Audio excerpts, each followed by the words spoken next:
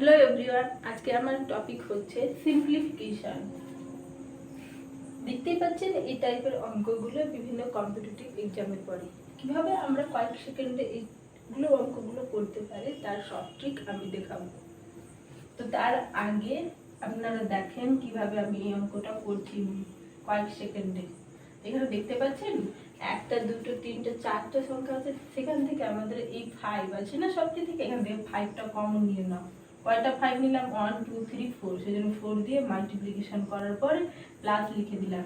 আর এখানে দেখতে পাচ্ছেন 1 2 3 4, 4 চারটা 5 আছে, সেজন্য এলসিএম 5 হলো, আর উপরে সবটি যোগ করলাম। তো কত হচ্ছে আমাদের? যোগ করে 10, তো 2, তো 20 প্লাস 2 ইকুয়াল টু 22। এরকম করে তারপরেটাও করা হয়েছে। এখানে 10 আছে, তো 10 কয়টা আছে? 10টা 10 আছে, সেজন্য 10কে 10 দিয়ে গুণ করা হয়েছে, প্লাস লেখা হয়েছে। এখানকার এলসিএম হচ্ছে 11, আর 1 2 3 4 5 6 7 8 9 10, এভাবে তো আমরা যোগ করতে যাব না, তার একটা শর্ট ট্রিক আছে।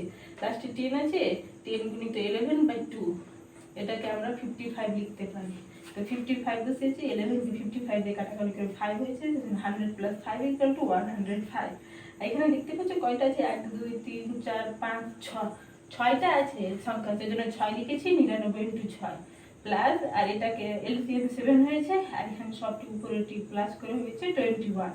এটা আমরা কাটাকাটি করে 3 পেয়েছি, তো এটা 594 হয়েছে, প্লাস 3 ইকুয়াল টু 597। এভাবে আমরা এখানে ক্যালকুলেশন করলাম, কিন্তু আপনি যদি এই প্রসেসটা জানেন তাহলে কয়েক সেকেন্ডে উত্তরটা বার করতে পারবেন। এটা দেখার সাথে সাথে উত্তর বেরিয়ে যাবে। Thank you.